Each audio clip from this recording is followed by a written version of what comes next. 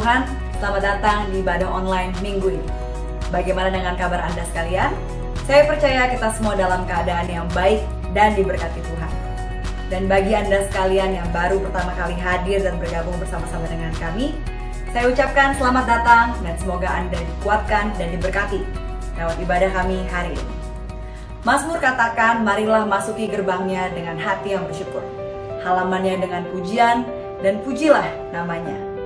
Mari bersama-sama kita masuki minggu ini dengan hati yang bersyukur, karena kita percaya Tuhan Yesus memberikan yang terbaik buat setiap anak-anaknya yang mengasihi Dia. Dan sebelumnya, mari kita berdoa. Tuhan Yesus, terima kasih untuk kasih setiamu yang selalu baru dan tidak pernah ada habisnya. Terima kasih untuk rahmat-Mu dan kebaikan-Mu yang selalu tercurah buat setiap dari kami. Pagi hari ini Tuhan, kami buka hati kami mempersiapkan hati kami jadi tanah yang subur untuk menerima bagian yang terbaik dari Engkau. Terima kasih Tuhan Yesus, kami siap untuk menerima berkat-Mu. Hanya di dalam nama Tuhan Yesus kami berdoa dan mengucap syukur. Haleluya, amin. Selamat beribadah dan Tuhan Yesus memberkati. Boleh sama-sama kita sambut Tuhan Yesus hari ini. Saudara, berikan tepuk tangan yang meriah buat Tuhan Yesus kita. Haleluya. Saya percaya hari ini sukacita Tuhan ada buat setiap kita. Amin, saudara. Waktu kita menyembah Tuhan, saya tahu Tuhan Yesus hadir di tengah-tengah kita. Tuhan Yesus hadir di rumah kita hari ini. Dan hari ini kita mau sama-sama nyatakan bahwa kita berbahagia, kita punya Allah seperti Tuhan Yesus. Amin. Haleluya.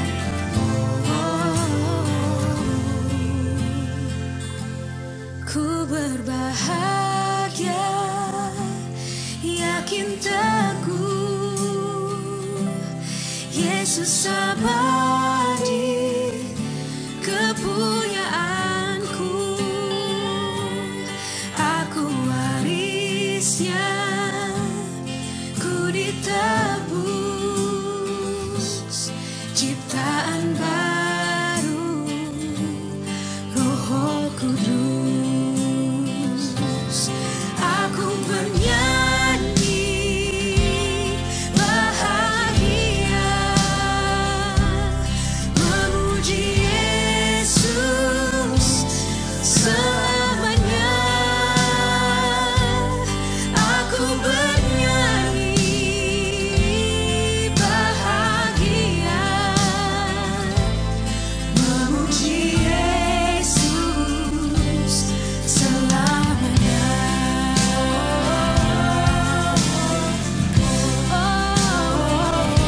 Kami puji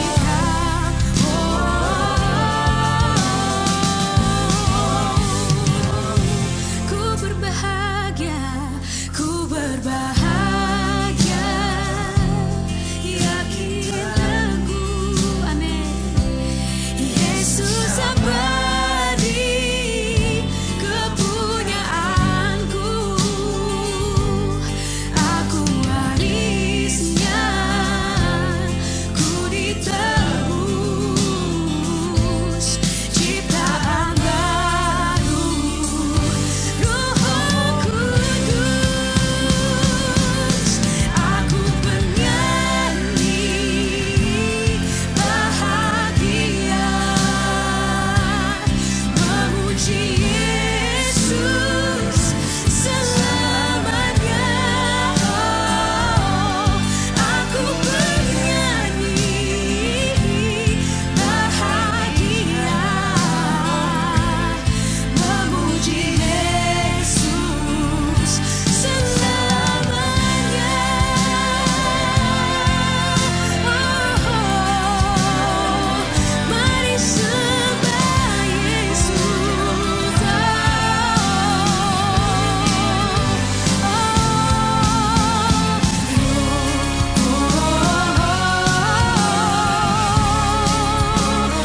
We worship Him, oh Lord.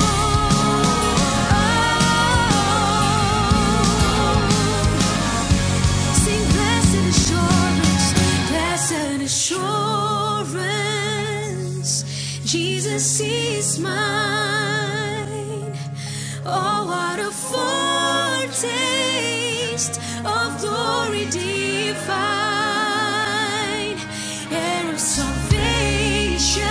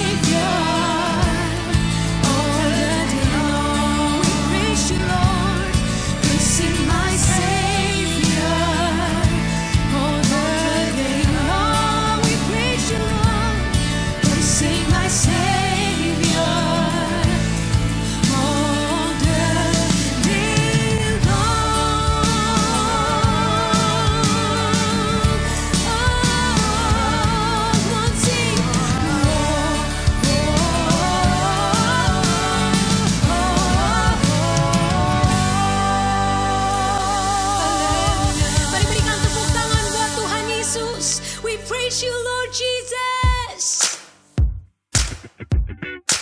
Haleluya. Hari ini kita mau bersuka cita karena satu nama. Nama yang berkuasa, nama yang ajaib. Dan saat nama ini dinyatakan, kemenangan dinyatakan dalam hidup saudara dan saya yang percaya. Hari ini segenap imanmu, mari nyanyikan.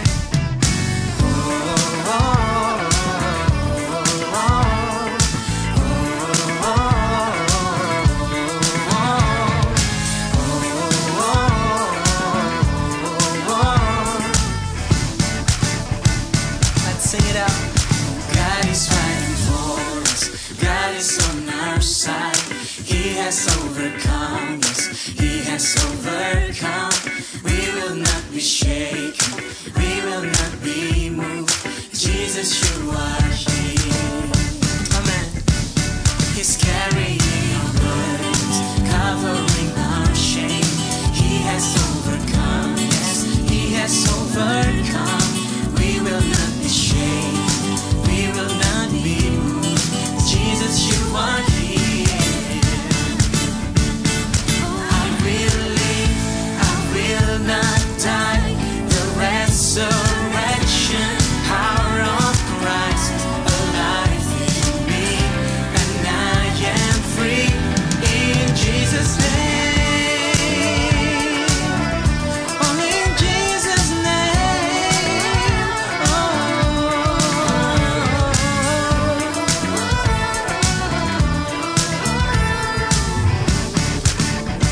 He's carrying our burdens, covering our shame. He has overcome, yes, overcome.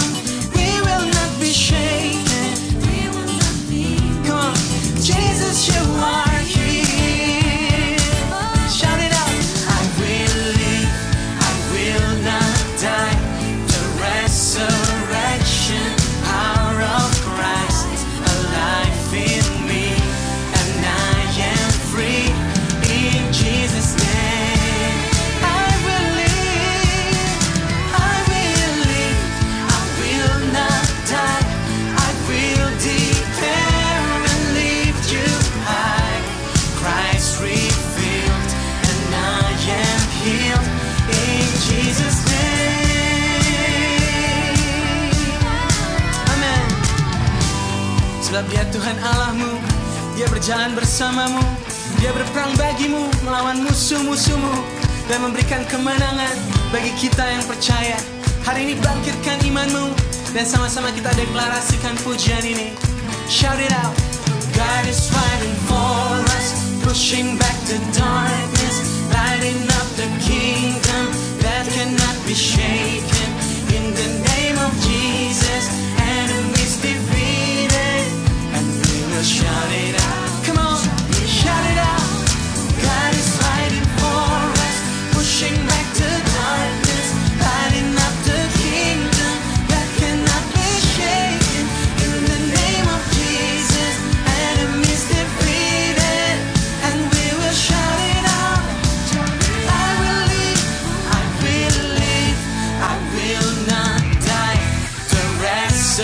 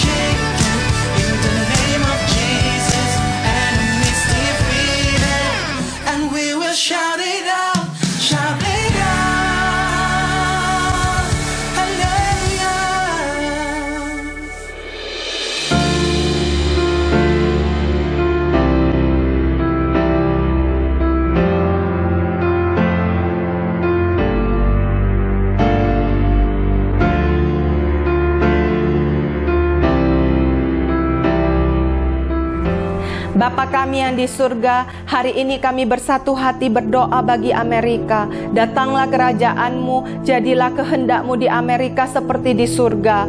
Saat ini kami sepakat meminta di dalam nama Tuhan Yesus, hujan pertobatan terjadi di atas Amerika. Setiap lutut bertelut, setiap lidah mengaku bahwa Yesuslah Tuhan. Kasihanilah Amerika ya Tuhan, menurut kasih setia-Mu. Hapuskanlah pelanggaran-pelanggarannya menurut rahmat-Mu yang besar.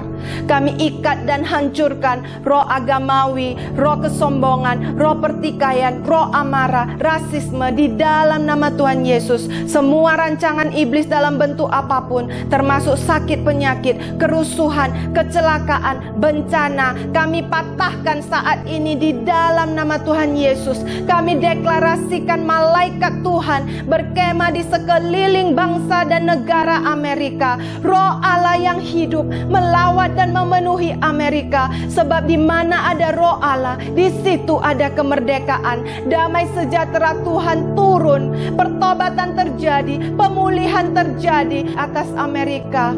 Tuhan, kami juga berdoa, Engkau yang memberi hikmat surgawi kepada Presiden Donald Trump dan para menterinya dan seluruh pemerintahan, sehingga semua kebijakan dan keputusan yang diambil sesuai dengan kehendak Tuhan.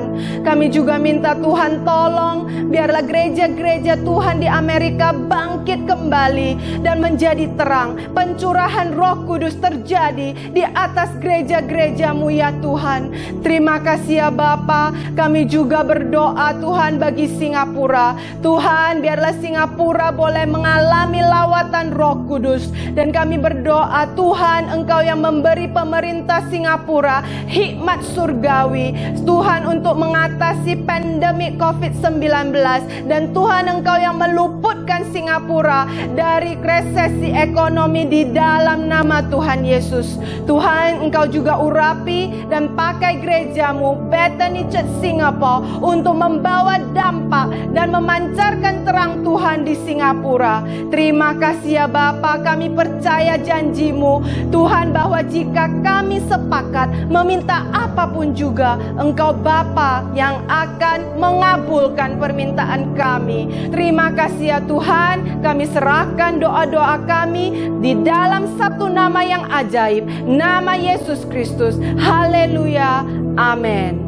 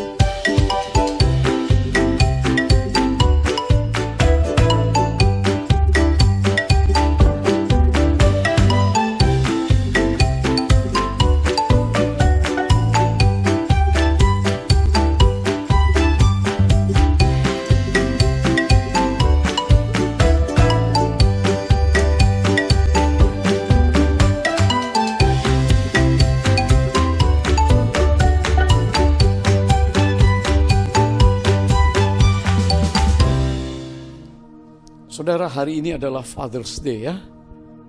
Mari kita berterima kasih kepada para ayah yang masih muda, yang punya baby-baby, tapi yang anak-anaknya sudah ngerti betapa terima kasih Anda, anak-anak, istri untuk suami. Pada umumnya suami, ayah adalah pekerja keras, bertanggung jawab, penyedia bagi rumah tangga, pelindung bagi keluarga. Dan saya berdoa, kalaupun kita belum secara perfect, sempurna, seperti standar seorang ayah, maka kita berdoa supaya kita berubah menjadi imam bagi keluarga. Jadi ini hal yang penting, menjadi imam bagi keluarga. Setelah saudara mengenal Tuhan, mengenal rencana Tuhan untuk membangun keluarga, untuk anak-anak, memberi masa depan untuk mereka, maka Tuhan campur tangan, dan sebagai imam kita bisa kembali dipulihkan, ya, menjadi berkat buat keluarga, menjadi pelindung bagi keluarga, menjadi penyedia bagi keluarga, menjadi tempat yang aman untuk keluarga. Saya berdoa kalau ada di antara pria yang lemah, pria yang mengalami masalah, pria yang berkata sekarang lagi struggle, bergumul, Tuhan buka jalan. Mari para istri dan juga anak-anak sebentar cium papa, katakan Happy Father's Day and thank you Father, thank you Papa, thank you my husband, dan Tuhan memberkati kita sekalian. Mari saya akan berdoa untuk saudara. Para pria angkat tangan, dan para istri arahkan tangan untuk suami. Bapa surgawi yang baik, Engkaulah Bapa yang kekal, Engkaulah Bapa yang setia, Engkau Bapa yang menyediakan apa yang kami perlu. Engkau adalah Jehovah Jireh untuk kami. Engkau Bapa yang memulihkan kami, Jehovah Rafa yang menyembuhkan kami.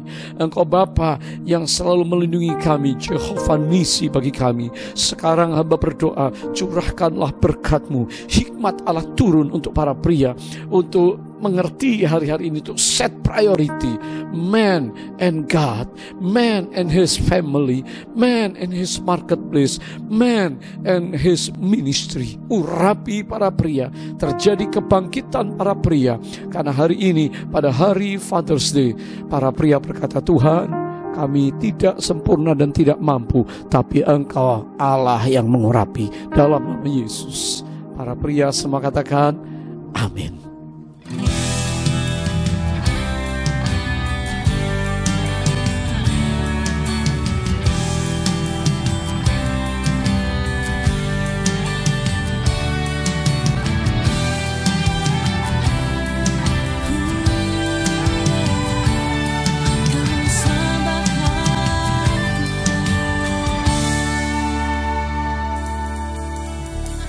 Pujilah aku Tuhan, cobalah aku Tuhan, selidiki batinku dan hatiku, mataku tertuju padamu.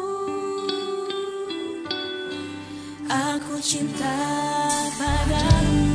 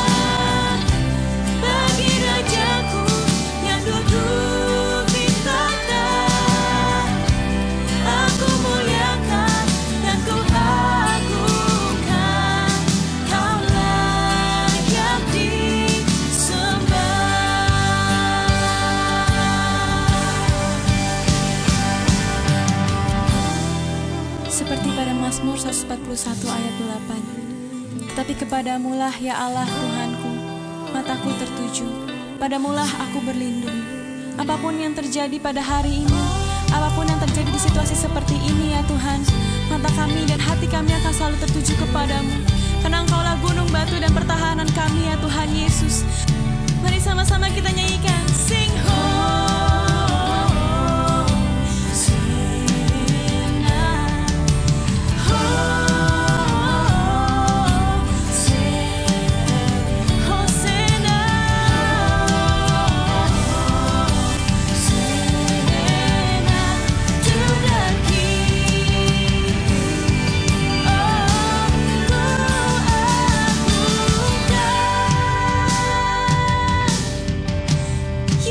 Yesus.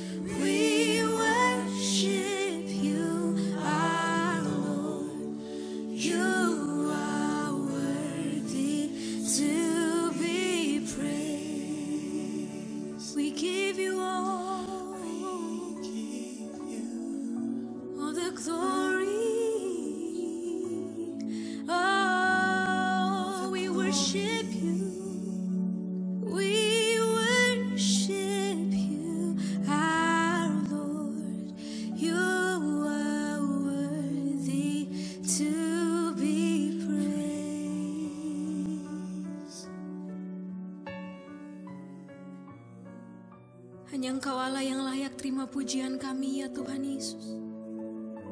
Hanya Engkau Allah yang layak kami sembah sepanjang hari ini ya Tuhan. Biar pujian kami naik ke atas tata-Mu yang kudus. Biar hati kami terus tertuju kepadamu ya Tuhan Yesus. Mari terus sembah Dia saudara. Oh, we give you all the glory Lord. Oh Jesus. Shalom saudara yang kekasih, puji Tuhan kita berjumpa kembali dalam acara hari yang diberkati oleh Tuhan. Memasuki new normal, saya percaya semua kita perlu berpikir sejenak, perlu merenungkan sejenak untuk kita reset kembali, menata ulang kehidupan kita. Nah, puji Tuhan, satu ayat firman Tuhan ingin saya bagikan untuk saudara dari Mazmur Fatsal 90 ayat yang ke-12. Ini adalah doa Musa dari tema besar Allah, tempat perlindungan yang kekal. Dan dia berdoa di dalam ayat 12, ajarlah kami menghitung hari-hari kami sedemikian, sehingga kami beroleh hati yang bijaksana. Kata wisdom, wise, bijaksana. Ini sangat penting hari-hari ini untuk kita renungkan. Bisakah kita reset menata hidup kita ulang dengan begitu bijaksana? Orang yang berbijaksana adalah orang yang pasti akan menikmati keberhasilan. Orang yang bijaksana pasti tidak akan menyesal di kemudian hari. Orang yang bijaksana akan membuat keputusan-keputusan yang tepat sesuai dengan firman Allah. Haleluya. Saudara, sebuah kata yang sangat familiar, sangat kita kenal hari-hari ini adalah essential. Essential artinya extremely important. Sangat-sangat penting. Essential juga berbicara tentang satu kebutuhan mendasar yang harus dipenuhi. Absolutely necessary. Sangat-sangat diperlukan. Ya. Ini kata essential. Berkaitan juga dengan medicine. Ini kamus yang berbicara. Puji Tuhan. Saudara, hari-hari ini kita harus tahu mana yang esensial, yang sangat penting. Kita selama 3 bulan ini tahu tentang essential service. Saudara pergi kemanapun, hal-hal yang paling utama yang dibutuhkan untuk kehidupan kita. Hari ini kita mau tahu tentang yang esensial. Yang pertama adalah ibadah itu. Kehidupan doa saudara, penyembahan saudara, firman Tuhan yang mengisi hidup kita. Sehingga apa yang kita kerjakan untuk Tuhan dan sesama itu merupakan sesuatu yang sesuai dengan firman Allah. Saudara, ibadah ini menjadi esensial. Kepada Timotius di dalam 1 Timotius 4 ayat 8 Paulus berkata, memang latihan badani itu terbatas gunanya. Ya, tetapi ibadah berguna dalam segala hal, baik untuk hidup ini maupun untuk masa yang akan datang. Berarti saudara, ibadah ini memberi peran yang paling utama, yang esensial untuk hidup kita. Nah, puji Tuhan, ada hal-hal yang lain yang perlu kita juga perhatikan. Esensial di dunia kerja. Setiap kita semua bekerja, baik bekerja di rumah, work from home, bekerja di kantor, sudah mulai terbuka, dan saudara-saudara juga yang ibu-ibu juga bekerja, ada yang di kantor, ada yang di rumah, anak-anak muda juga mulai belajar, bekerja dengan tekun. Saudara, ini juga esensial. Kita harus kerjakan itu. Kita tidak bisa di masa yang akan datang untuk santai. Saudara, ada hal yang namanya kesehatan. Kesehatan ini juga menjadi sangat penting, apa yang kita konsumsi, apa yang kita olah. Ya, di dalam tubuh ini memerlukan banyak sekali vitamin di masa ini untuk imun sistem kita naik. Tetapi juga olahraga menjadi penting.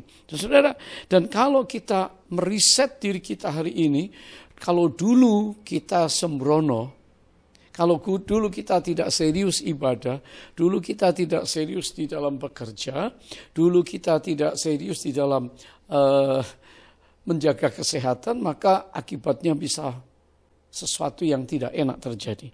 Saudara, esensial yang selanjutnya adalah belajar atau studi. Ya, anak-anak kita semua study from home, learn from home. Ya, belajar tidak ada habisnya. Kita yang sudah senior pun, anak-anak muda mungkin tidak sukar belajar untuk mengoperasikan digital, ya, komputer dan semua yang lain. Karena segala hal sekarang ada di dalam dunia digital. Sedang terjadi reformasi digital. Nah, kita yang senior pun saudara-saudara juga harus belajar. Karena ke depannya hal-hal yang karena new normal ada pembatasan yang sangat banyak. Nah, saudara, itu esensial. Hal yang kedua yang ingin saya sampaikan kepada saudara, bijaksana. Ini penting, ajar kami beroleh hati bijaksana. Ini doa Musa. Saya tahu Tuhan memberikan kepada kita waktu yang cukup, kesempatan yang cukup. Tapi mari kita, hal yang kedua, set priority. Menetapkan prioritas. Apa yang menjadi utama di dalam kehidupan kita. Baik suami, baik istri, baik orang muda, pria, wanita. Kita perlu prioritas hari ini. Kalau prioritas kita salah, maka semuanya akan tumpang tindih. Kita jangan sampai menyesal di kemudian hari. Prioritas kita harus benar. Ada 4 hal yang penting tentang manusia, man and woman with God. Ini yang pertama, urusan dengan Tuhan, tentang mengasihi Tuhan, tentang melakukan kehendak Tuhan, tentang hati kita yang bergantung sepenuhnya kepada Tuhan, tentang bagaimana kita mencintai Tuhan lebih daripada yang lain. Karena ini urusan kekekalan. Apakah kita bisa menempatkan Tuhan di tempat yang utama dan terutama, di tempat yang tertinggi dalam hidup kita? Apa saja kita connect dengan Tuhan, apa saja kita bertanya kepada Roh Kudus, apa saja kita dituntun oleh Tuhan. Dan saya percaya kalau prioritas kita ini benar, maka saudara, perjalanan hidup kita ini perjalanan yang diberkati oleh Tuhan. Bukankah Tuhan juga memberikan prioritas untuk kita, untuk mengasihi kita apa adanya? Memberikan kesempatan demi kesempatan. Hari ini mari kita prioritaskan Tuhan. Pertama, Tuhan, God. Yang kedua, family. Selama masa COVID-19 ini belum selesai, kira-kira para ahli berkata sampai tahun 2023, ya, virus ini ada dan terus masih ada. Tetapi mari kita prioritaskan keluarga, suami dan istri. Prioritaskan membangun hubungan, berkomunikasi. Prioritaskan untuk mezbah keluarga. Sehingga kalau Tuhan nomor 1, maka suami istri akan hidup dalam sukacita. Walaupun seringkali kekurangan ini dan itu. Walaupun seringkali ada masalah. Tetapi kalau keluarga menjadi tempat di mana kita membangun relationship yang benar, maka keluarga kuat, saling menopang. Kalau satu lemah, yang satu menopang. Why? Kalau seorang jatuh, 2 orang dapat bertahan. Tali 3 lembar dengan Tuhan tidak dapat dikalahkan. Saya berdoa supaya keluarga menjadi kuat. Suami istri yang dikaruniai anak-anak, perhatikan anak-anak kita. Karena ini prioritas hari-hari ini, supaya keluarga semuanya membangun satu visi bersama, supaya ke depan anak cucu kita tidak pernah meminta-minta, tapi bahkan memberi berkat, memberi pinjaman.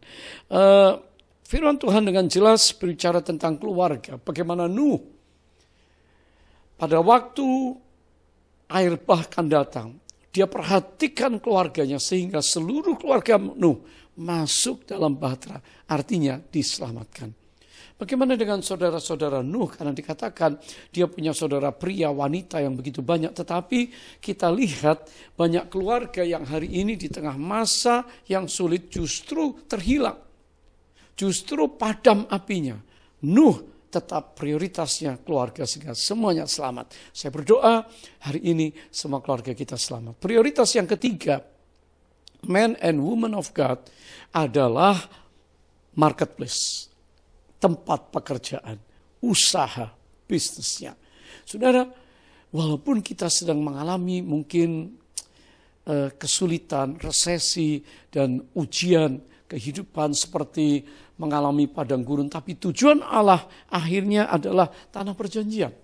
Nah, di dalam kitab Ulangan pasal yang kedua ayat yang ke-7 dikatakan, sebab Tuhan Allahmu memberkati engkau dalam segala pekerjaan tanganmu.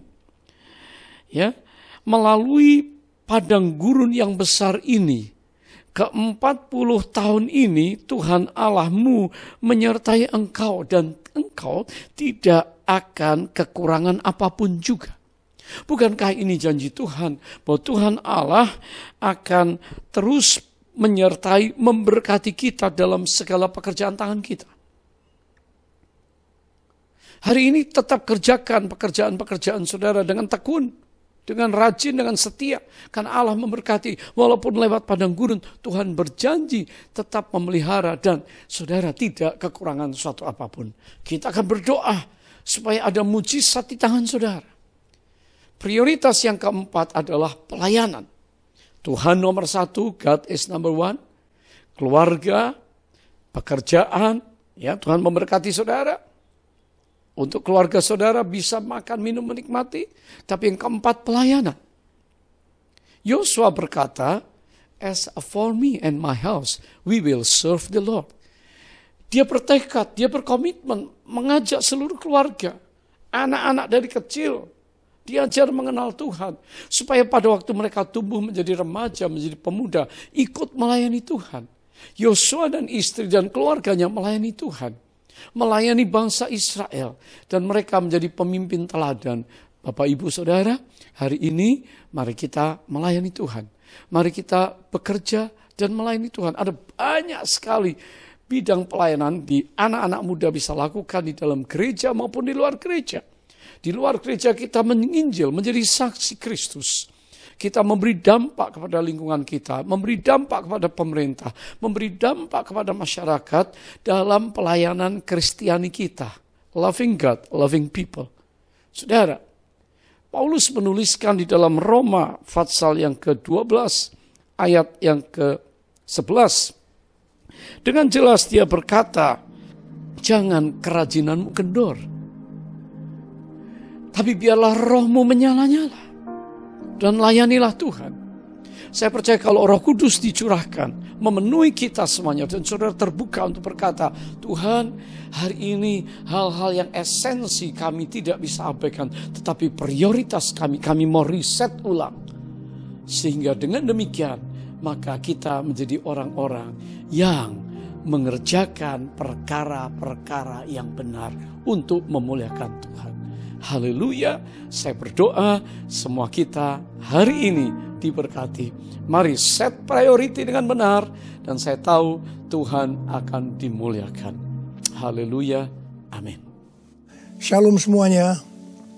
Alkitab berkata bahwa Kristus telah mati karena dosa-dosa kita. Dia dikuburkan, tetapi pada hari yang ketiga dia dibangkitkan. Setelah itu selama 40 hari Tuhan Yesus menampakkan diri kepada lebih dari 500 murid-muridnya untuk membuktikan bahwa dia hidup. Dan dengan disaksikan oleh murid-muridnya, Tuhan Yesus terangkat ke sorga. Pesan terakhir Tuhan Yesus kepada murid-muridnya seperti yang tertulis dalam Kisah Para Rasul 1 ayat 8. Tetapi kamu akan menerima kuasa kalau Roh Kudus turun ke atas kamu, dan kamu akan menjadi saksiku di Yerusalem dan di seluruh Yudea dan Samaria dan sampai ke ujung bumi. Kalau saudara adalah murid Tuhan Yesus, berarti pesan ini juga buat saudara dan saya. Setelah Tuhan terangkat ke sorga, 120 murid-murid berkumpul di kamar loteng di Yerusalem. Mereka melakukan ini karena Tuhan Yesus memerintahkan agar mereka jangan pergi dari kota Yerusalem sebelum diperlengkapi dengan kuasa dari tempat tinggi. Apa yang mereka lakukan? Mereka semua bertekun dengan sehati dalam doa bersama-sama. Artinya mereka berdoa, memuji dan menyembah Tuhan dalam unity siang dan malam. Ini adalah prinsip restorasi Pondok Daud. Setelah 10 hari mereka melakukan itu, pada hari raya Pentakosta, tiba-tiba terdengarlah seperti tiupan angin keras di ruangan itu. Kemudian tampaklah lidah-lidah seperti nyala api bertebaran dan hinggap kepada mereka masing-masing. Dan mereka dipenuhi dengan Roh Kudus, dengan tanda awal berbahasa roh. Setelah itu mereka dipakai oleh Tuhan untuk menjadi saksinya. Mereka melakukan amanat agung Tuhan Yesus. Peristiwa pencurahan Roh Kudus ini kita sebut sebagai Pentakosta yang pertama. Mau hidup seturut kehendak Tuhan, ku mau memberi semua yang ku dapat berikan. Ku mau cinta Dia lebih dari semua. Ku tak dapat membalas kasih-Nya. Mau hidup seturut kehendak Tuhan. Ku mau memberi semua yang ku dapat berikan. Ku mau cinta Dia lebih dari semua. Ku tak dapat membalas kasih-Nya. Ku tak dapat membalas kasih-Nya. Ketika Tuhan Yesus ditanya oleh murid-muridnya mengenai tanda kedatangan Tuhan Yesus kembali dan tanda kesudahan dunia ini, salah satunya Tuhan Yesus menjawab dari Matius 24 ayat 14. Dan Injil Kerajaan ini akan diberitakan di seluruh dunia, menjadi kesaksian bagi semua bangsa. Dan sesudah itu barulah tiba kesudahannya. Jadi Tuhan Yesus akan datang kembali setelah Injil Kerajaan diberitakan di seluruh dunia, menjadi kesaksian bagi semua bangsa. Tuhan Yesus pasti datang kembali. Karena itu Tuhan Yesus memberikan tugas kepada kita, murid-muridnya, untuk menjadi saksi, yaitu pergi dan menjadikan semua bangsa itu murid Tuhan Yesus. Ini yang disebutkan dengan amanat agung Tuhan Yesus. Untuk melakukan amanat agung Tuhan Yesus tidak bisa dengan kekuatan sendiri, tetapi dengan kuasa yang diberikan Roh Kudus kepada kita. Kalau kita merindukan kedatangan Tuhan Yesus, seharusnya kita melakukan amanat agung dengan sungguh-sungguh. Ada berapa banyak yang merindukan kedatangan Tuhan Yesus? Sebelum Roh Kudus dan dalam Pentakosta pertama dicurahkan, murid-muridnya semua bertekun dengan sehati dalam doa bersama-sama. Hal ini juga dilakukan pada waktu menantikan pencurahan Roh Kudus di Azusa Street, Los Angeles, yang kita sebut sebagai Pentakosta kedua. Saya percaya ini juga berlaku untuk Pentakosta ketiga. Sebelum pencurahan Roh Kudus yang dahsyat dari Pentakosta ketiga, maka umat Tuhan semua harus bertekun dengan sehati dalam doa bersama-sama.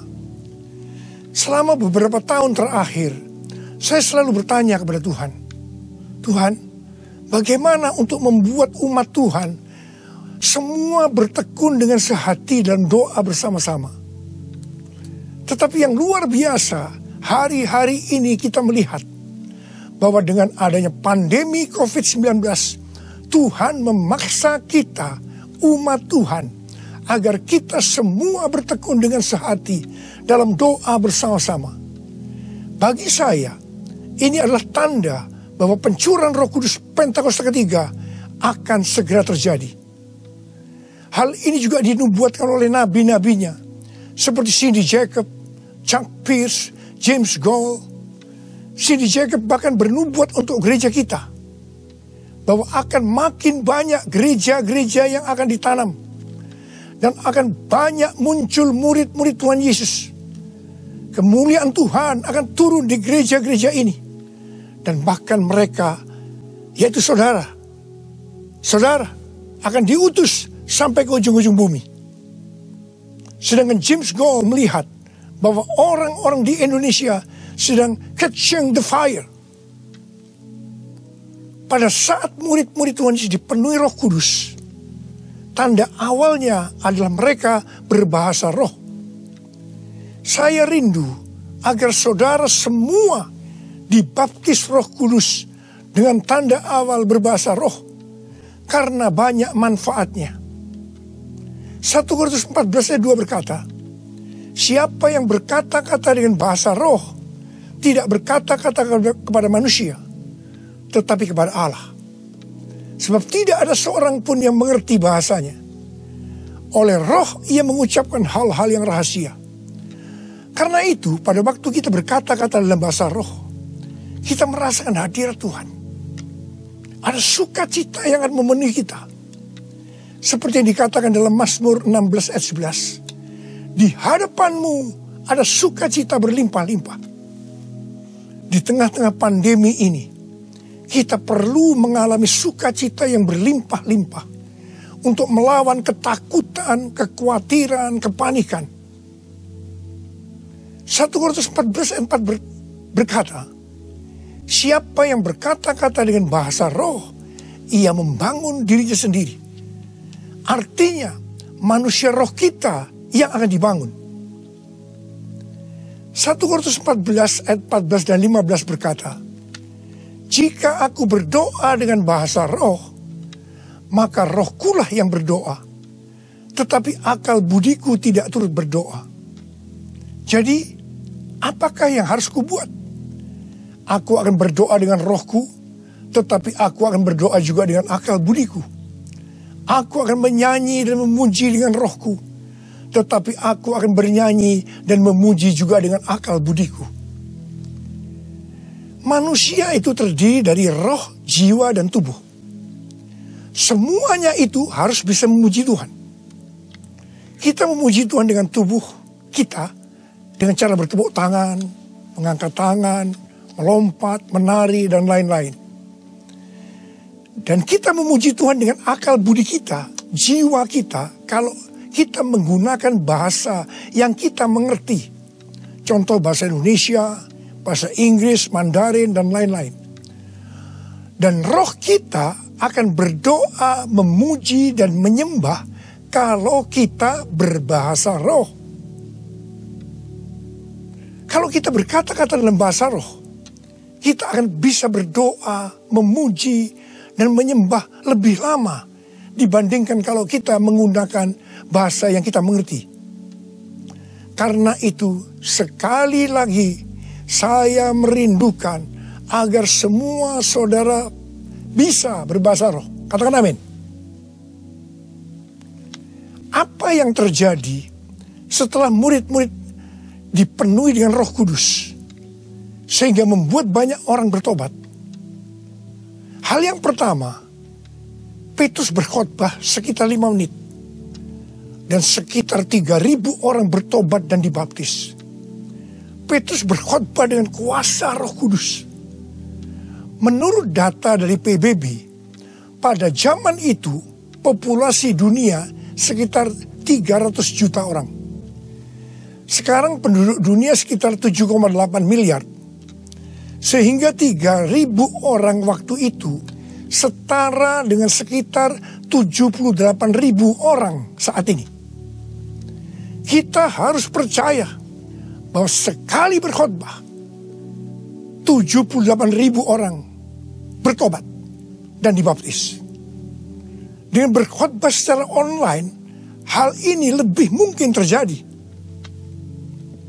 Hal yang kedua yang terjadi setelah murid-murid dipenuhi dengan Roh Kudus sehingga membuat banyak orang bertobat, yaitu terjadinya tanda-tanda dan mujizat, sign and wonders.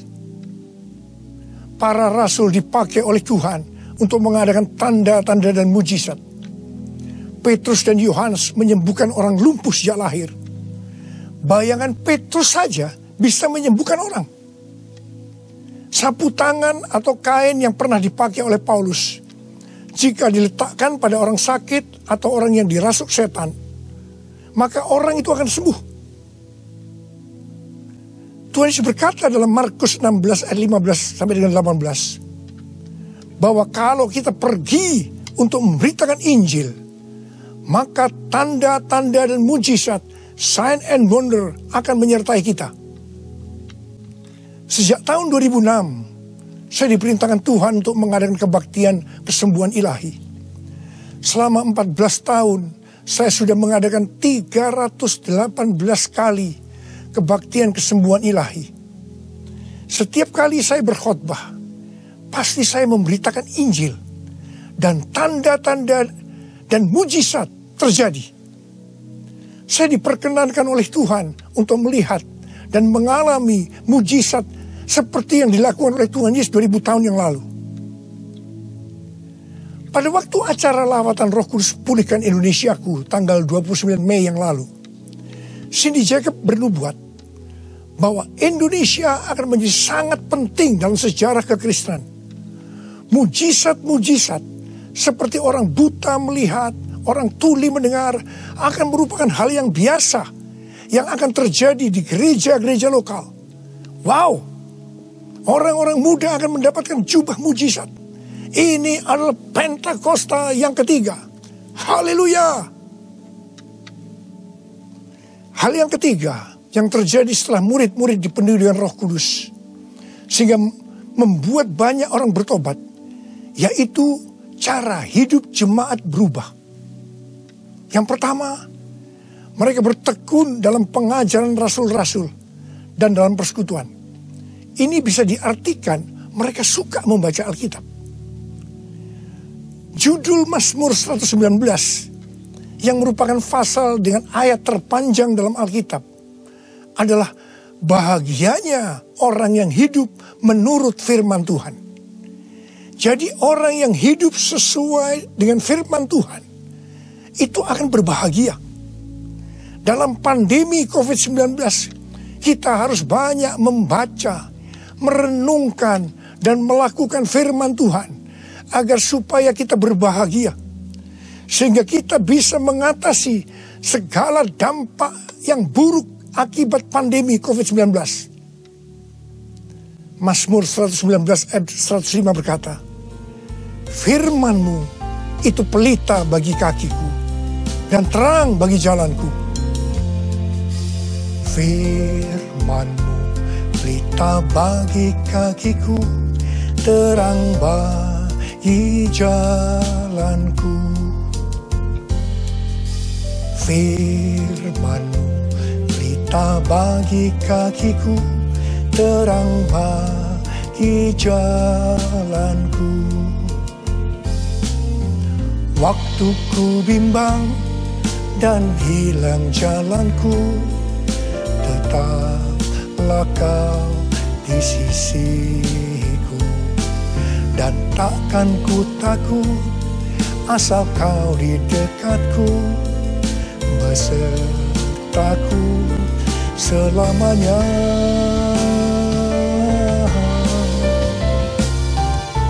Firman-Mu pelita bagi kakiku, terang bagi jalanku.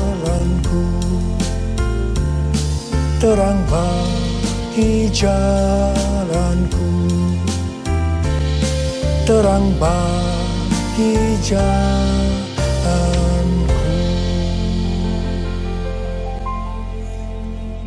Tuhan memberikan tema tahun 2020 adalah tahun dimensi yang baru. Kita tidak pernah menyangka bahwa tahun dimensi yang baru adalah seperti sekarang ini, di mana dengan adanya pandemi COVID-19, kita sekarang memasuki new normal. Ayat emas yang Tuhan berikan adalah dari 2 Korintus 3 ayat 18 dan Ulangan 28 ayat 13 dan 14. Melalui dua ayat emas ini, Tuhan berkata bahwa kalau kita makin serupa dengan gambar Yesus, yang berarti kemuliaan Dia di dalam kita semakin besar, maka berkat secara jasmani yang akan kita terima akan semakin besar. Kita diberkati untuk menjadi berkat. Katakan amin. Engkau diangkat menjadi kepala dan bukan ekor. Engkau akan tetap naik dan bukan turun. Wow. Tanggal 1 Januari 2020, saya digerakkan oleh Roh Kudus untuk berkata bahwa memasuki tahun 2020 dalam bekerja mencari nafkah tidak bisa dengan cara yang lama, tetapi harus menuruti firman Tuhan, tuntunan Tuhan. Ternyata hal-hal ini yang sedang terjadi. Kita sedang memasuki resesi ekonomi secara global. Cara-cara yang lama dalam bekerja sudah tidak bisa dipakai lagi. Kita harus bekerja menurut tuntunan firman Tuhan. Kita harus peka terhadap suara Tuhan. Untuk itu kita harus menjadi serupa, makin menjadi serupa dengan gambarnya. Orang yang menjadi serupa dengan gambarnya itu adalah murid Tuhan Yesus.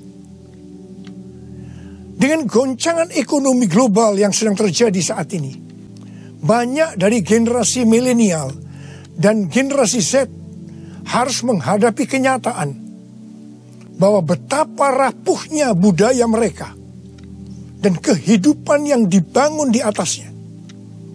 Padahal selama ini mereka begitu percaya diri dan bahkan sombong. Maaf, mereka merasa tidak perlu melibatkan Tuhan, tidak perlu bertanya kepada Tuhan dalam sebuah resep kesuksesan. Sekarang mereka akan tergoncang. Karena itu saya percaya bahwa melalui pandemi COVID-19 ini, banyak orang-orang muda yang bertobat dari cara-cara yang lama. Mereka kalau mau diberkati dalam seluruh yang dikerjakan, engkau harus menjadi murid sehingga peka terhadap tuntunan Tuhan.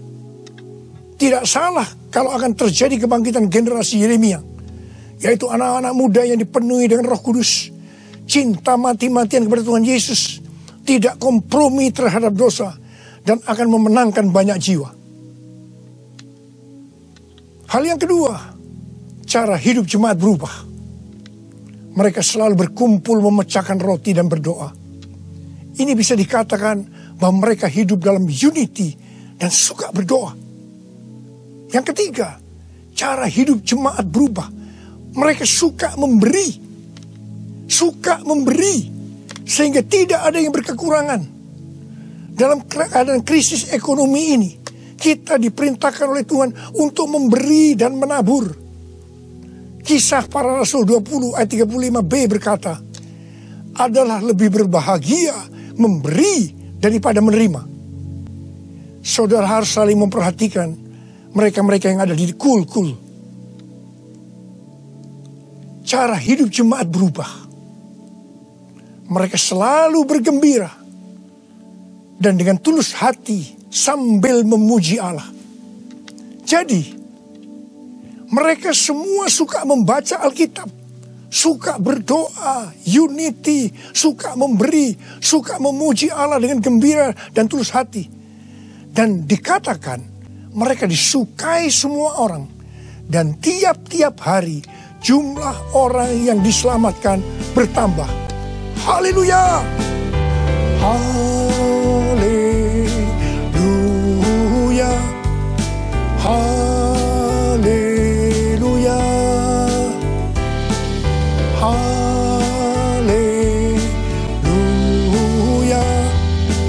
Haleluya! Haleluya! Haleluya!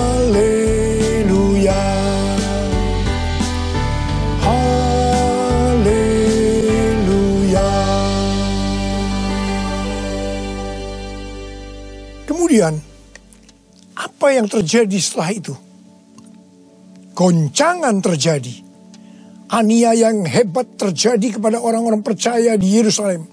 Selain rasul-rasul, mereka semua harus lari ke seluruh daerah Yudea dan Samaria. Dan pada akhirnya ke ujung bumi. Mereka selama ini berada di zona nyaman di Yerusalem. Mereka biasa berkumpul dalam unity, membaca Alkitab, berdoa, dan memuji bersama-sama dengan sukacita, suka memberi sehingga tidak ada yang berkekurangan. Mereka berpikir menjadi orang Kristen hanya seperti itu. Mereka lupa bahwa mereka harus pergi menginjil. Caranya bagaimana? Aniaya diizinkan oleh Tuhan. Saya percaya melalui goncangan pandemi COVID-19 ini, kita umat Tuhan yang selama ini ada di zona nyaman juga akan dipaksa untuk melakukan amanat agung Tuhan Yesus, yaitu pergi menjadikan semua bangsa murid Tuhan Yesus. Katakan amin. Selain goncangan, juga terjadi perubahan paradigma dalam pelayanan. Selama ini murid-murid Tuhan Yesus mempunyai pengertian bahwa yang memperoleh keselamatan hanya orang-orang Yahudi saja.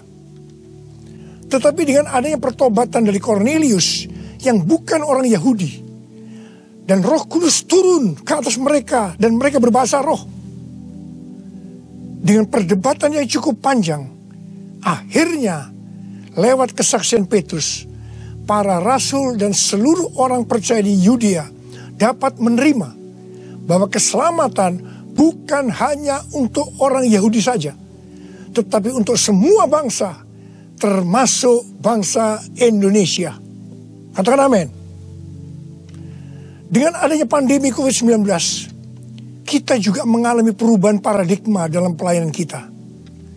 Yang tadinya kita beribadah di gedung gereja, kita berkumpul bersama-sama, bisa berjabatan tangan, saling berpelukan, menyatakan kasih kita, melakukan penumpangan tangan. Sekarang berubah total menjadi ibadah online. Bahkan ada yang tidak bisa melakukan online, sehingga tidak bisa beribadah. Kita memasuki new normal dan tidak bisa melakukan seperti hal-hal di atas. Kita tidak tahu dengan pasti bentuk ibadah kita selanjutnya. Tetapi yang Tuhan mau, kita bisa menerima perubahan paradigma dalam pelayanan ini. Karena sama seperti yang terjadi pada waktu itu, dengan adanya perubahan paradigma, justru terjadi penuaian yang jauh lebih besar. Itu juga yang akan terjadi pada kita pada hari-hari ini. Saya mau berdoa buat saudara. Mari angkat tangan saudara. Kita nyanyikan lagu ini bersama-sama. Curahkanlah kuasa-Mu Tuhan, mujizat terjadi di tempat ini. Amin. Curahkanlah kuasa-Mu Tuhan, mujizat terjadi sekarang ini. Curahkan dia Tuhan, curahkanlah kuasa-Mu Tuhan, mujizat terjadi di tempat ini. Haleluya. Curahkanlah kuasa-Mu Tuhan, mujizat terjadi sekarang ini. Mujizat terjadi sekarang ini. Mujizat terjadi sekarang ini.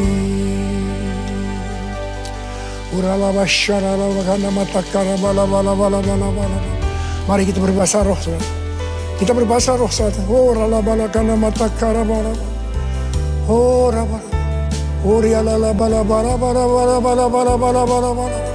Oh Yesus, oh Yesus, Yesus.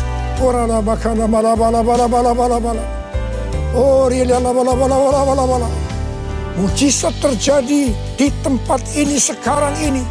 Jamah anak-anak-Mu ya Tuhan. Mereka yang sakit disembuhkan oleh Tuhan, yang terdampak oleh krisis ekonomi dipulihkan oleh Tuhan. Terima berkat Tuhan. Mujizat terjadi dalam hidupmu saat ini. Sembuh dalam nama Yesus. Sembuh dalam nama Yesus. Engkau akan dicukupkan, malah berkelimpahan di dalam segala hal. Terima.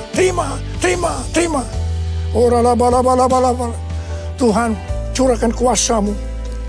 Pakai anak-anak-Mu semua nih Tuhan, menjadi saksi-Mu melakukan amanat agung Tuhan Yesus.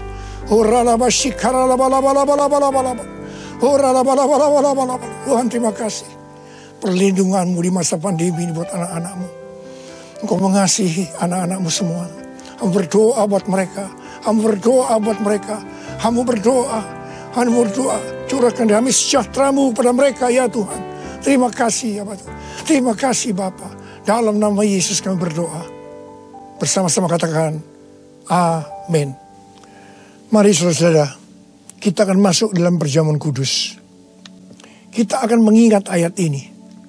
Sebab setiap kali kamu makan roti ini dan minum cawan ini, kamu memberitakan kematian Tuhan sampai Ia datang.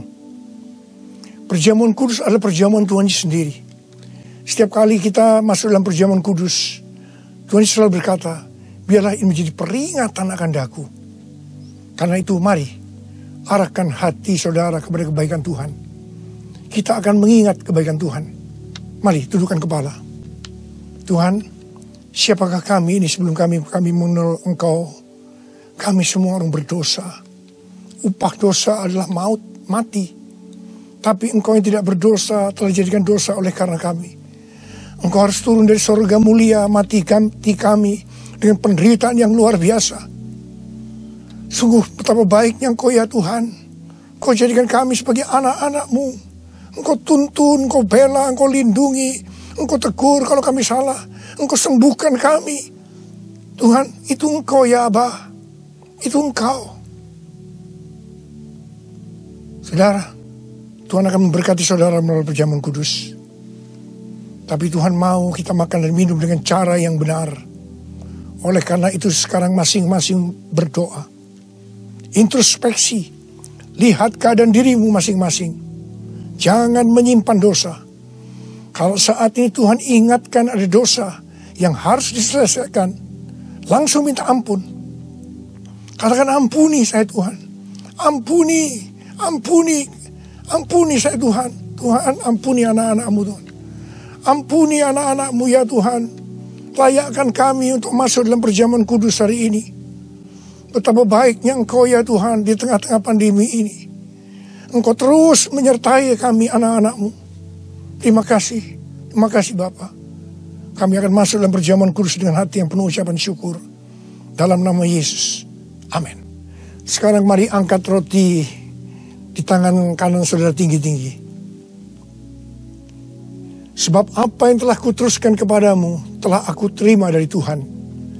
Yaitu bahwa Tuhan Yesus pada malam waktu Ia diserahkan mengambil roti. Dan sesudah itu Ia mengucap syukur atasnya. Dia memecah-mecahkannya dan berkata, inilah tubuhku yang diserahkan bagi kamu. Perbuatlah ini menjadi peringatan akan aku. Saudara kasih Tuhan, bukankah roti yang kita pecah-pecahkan ini adalah persekutuan kita dengan tubuh Kristus? Mari kita makan dalam nama Yesus.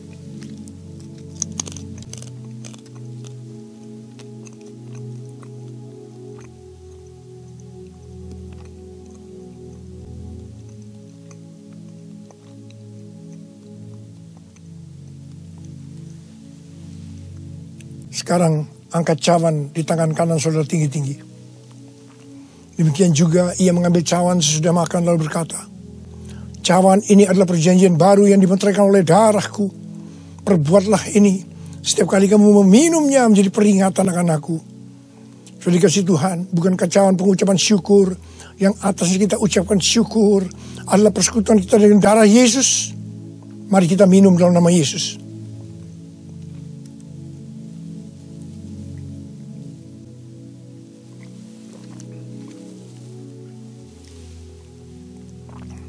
Mari, angkat tangan saudara. Ucapkan syukur. Dengan suara. Jangan diam. Tuhan, kami terima kasih ya Tuhan. Kami bersyukur ya Tuhan. Terima kasih. Terima kasih ya Tuhan. Kami bersyukur buat kebaikan Tuhan. Kami bersyukur buat kebaikan Tuhan. Oh, terima kasih. Terima kasih Yesusku, terima kasih Yesusku. Puji syukur hanya bagi Tuhanku. Terima Terima kasih Yesusku, terima kasih Yesusku. Puji syukur hanya bagi Tuhanku. Puji syukur hanya bagi Tuhanku. Puji syukur hanya bagi Tuhanku.